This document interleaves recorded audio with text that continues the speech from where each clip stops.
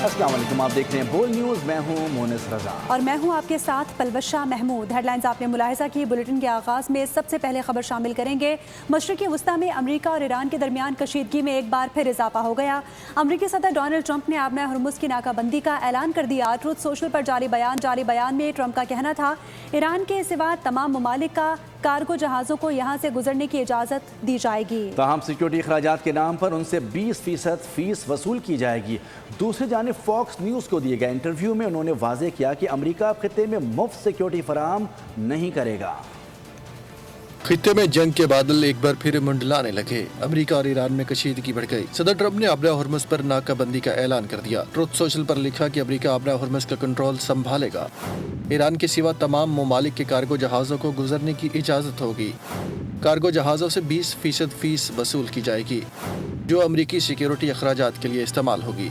دوسری جانب Fox news کو انٹرویو میں صدر ٹرمپ نے ایران پر معاہدہ توڑنے کا الزام لگایا۔ کہا کہ اب امریکہ اس گزرگاہ کی سیکیورٹی فراہم کرے گا جو مفت نہیں۔ انہوں نے مزید کہا کہ امریکہ پہلے ہی ایران کے فوجی اثاثے تباہ کر چکا ہے اور اب کسی بھی خطرے سے نمٹنے کے لیے مکمل تیار ہے۔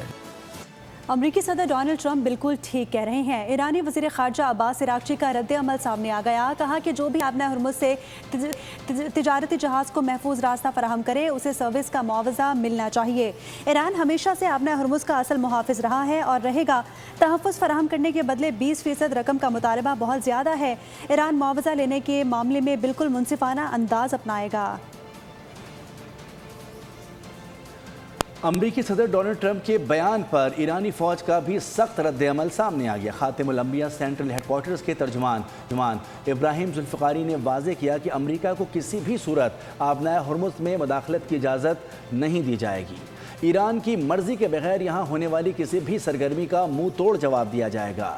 بیان میں خطے کے دیگر ممالک کو خبردار کیا گیا کہ امریکہ کا ساتھ دینے کو ایران کے خلاف جنگ تصور کیا جائے گا۔ انہوں نے کہا کہ اگر کشیدگی بڑھی تو یہ پورے مشرق وسطی میں پھیل جائے گی جس کی تمام تر ذمہ داری امریکہ اور اس کے اتحادیوں پر ہوگی۔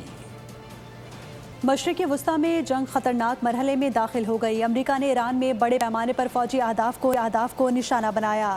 جواب میں ایران نے خلیجی ممالک میں امریکی تنصیبات پر حملے کیے اور آبنہ ہرمز بند کرنے کا اعلان کر دیا۔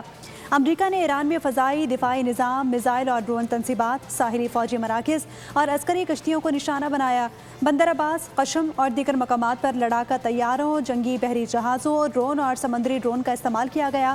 حملے کے جواب میں ایران نے کویت، قطر، بحرین اور اردن میں امریکی فوجی تنصیبات، فضائی دفاعی نظام اور میزائل مراکز کو نشانہ بنایا اور آبنہ ہرمز کو تاحکم ثانی بند کر دیا۔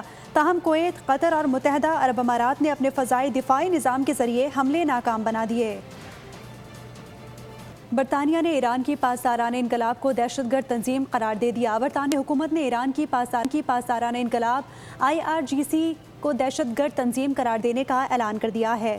برطانوی حکام کے مطابق یہ فیصلہ ملک کی سلامتی کو درپیش خطرات، ایران سے منسلک مبینہ سرگرمیوں اور برطانیہ کی سرزمین پر پرتشدد سازشوں کے تناظر میں کیا گیا۔ نئی قانونی شقوں کے تحت IRGC سے وابستگی، اس کی معاونت یا اس کے لیے سرگرمیوں میں ملوث افراد کے خلاف سخت قانونی کارروائی کی جا سکے گی۔ اس فیصلے کو برطانیہ اور ایران کے تعلقات میں ایک اہم پیش رفت قرار دیا جا رہا ہے، جبکہ توقع ہے کہ اس کے بعد دونوں ممالک کے درمیان سفارتی کشیدگی میں مزید اضافہ ہو سکتا ہے۔ آبنہ ہرمز سے متعلق امریکی اعلان کے بعد عالمی تیل مارکیٹ میں خام تیل کی قیمتوں میں 4% سے زائد کا اضافہ ہو گیا۔ امریکی خام تیل $75، برطانوی برنٹ خام تیل $80، جبکہ ابوظہبی بینچ مارک مربان کروڈ $75 فی بیرل تک پہنچ گیا۔ ماہرین کا کہنا ہے کہ کشیدگی برقرار رہی تو خام تیل کی قیمتوں میں مزید اضافے کا امکان موجود ہے۔ آگے بڑھتے ہوئے ناظرین کو بتائیں گے وفاقی آئینی عدالت نے سپریم کورٹ کا ایک اور فیصلہ واپس لے لیا۔ عدالت نے پیر صحابہ میں واقع منال ریسٹورانٹ گرانے کا فیصلہ کالعدم قرار دے دیا۔ عدالت نے CDA اور میٹروپولیٹن کارپوریشن کی اپیلیں منظور کر لی ہیں۔ وفاقی آئینی عدالت کا بڑا فیصلہ، منال ریسٹورانٹ گرانے کا سابقہ فیصلہ کالعدم قرار دے دیا۔ اگست 2024 میں مارگلا کی خوبصورت پہاڑیوں میں واقع منال ریسٹورانٹ کی مسماری سے 700 से जायद घरों के चूल्हे ठंडे हो गए थे। ताहम वफाकी आईनी अदालत के फैसले ने नई उम्मीद पैदा कर दी। जस्टिस हसन अजहर रिजवी की सरबराही में वफाकी आईनी अदालत ने CDA और मेट्रोपॉलिटन कॉरपोरेशन की अपीलें मंजूर करते हुए साबिका फैसला कलअदम करार दे दिया। समाअत के दौरान जस्टिस हसन अजहर रिजवी ने रिमार्क्स दिए कि अदालत जज्बात नहीं बल्कि हकाइक और कानून की बुनियाद पर फैसले करती है। साबिका फैसले में कई अहम नुकात नजरअंदाज किए गए थे। सुप्रीम कोर्ट के हुक्म पर अगस्त 2024 में मोनाल रेस्टोरेंट को मिसमार किया गया था। मोनाल उन 700 से जायद मुलाजमीन की जिंदगी का सहारा था जिनके घरों के चूल्हे इससे जलते थे, जहां रोजाना 5000 लोग जायकों से लुत्फ अंदोज होते थे। बालाकोट में 2005 के ज़लज़ले में जाँ बहक होने वाले मासूम बच्चे की बाक़ियात बरामद हो गई हैं। 5 साला जमाल शफीक की बाक़ियात 21 साल के बाद अपने ही मकान के नीचे से बरामद हुए हैं। बच्चा 8 अक्टूबर 2005 के खौफनाक ज़लज़ले में लापता हो गया था। कई माह की तलाश के बावजूद बच्चे का कोई सुराग नहीं मिला था। ताहम अब मकान की तामीर नौ के लिए खुदाई के दौरान बच्चे की बाक़ियात बरामद हुई हैं। तफसील जानते हैं अपने नुमाइंदे कैसर चौधरी से। जी कैसर चौधरी, क्या तफसीलात हैं, इतने अरसे के बाद बाक़ियात मिली हैं? जी बिल्कुल, ये 8 अक्टूबर 2005 के ज़लज़ला में शहीद होने वाले 5 साला जमाल शफीक की डेड बॉडी आज 21 साल बाद मकान की तमीर के दौरान मलबा के ढेर से बरामद हुई है। बच्चे की डेड बॉडी मिलने के बाद आज 21 साल बाद एक बार फिर ज़लज़ले की याद ताज़ा हो गई है। 2005 के ज़लज़ला में कारी शफीक रहमान के बेटे 5 साला जमाल शफीक मलबा में दब गया था। आज 21 साल बाद उसकी डेड बॉडी 21 साल के बाद बाक़ियात बरामद हुई हैं। बहुत शुक्रिया कैसर चौधरी। नाज़रीन, कराची डकैतों की आमाजगाह बन चुका है। शहर का इतने दंदनाते लुटेरों ने 1 घंटे में एक शहरी को कत्ल और दूसरे को जख्मी कर दिया। तीन तलवार के करीब डाकुओं की फायरिंग से कार सवार शहरी दम तोड़ गया। माड़ीपुर पर ट्रक अड्डा के करीब भी डकैती मुसामत पर फायरिंग से एक शख्स शदीद जख्मी हो गया। कराची में डकैत आजाद। क्लिफ्टन 3 तलवार के करीब डाकुओं की फायरिंग से कार सवार शहरी जाँ बहक हो गया। मकतूल डॉक्टर आकाश सिक्योरिटी गार्ड के हमरा बैंक से 50 लाख रुपए निकलवा कर निकला था। कराची में डाकू राज। गडाफ सिटी में रवां साल का सबसे बड़ा डाका। 8 मुसल्लह मुलजिमान घर में घुस गए और 8 करोड़ रुपए से जायद मालियत की वारदात की।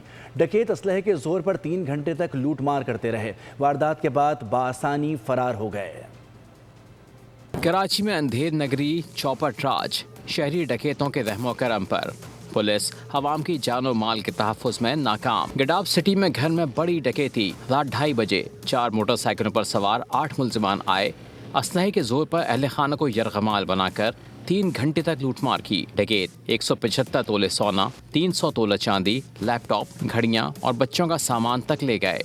शातिर मुलजिमान ने घर के किसी फर्द का मोबाइल फ़ोन नहीं छीना। पुलिस ने तफ्तीश का आगाज कर दिया। सब्सक्राइब करें और बेल दबाएं ताकि कोई खबर रह न जाए।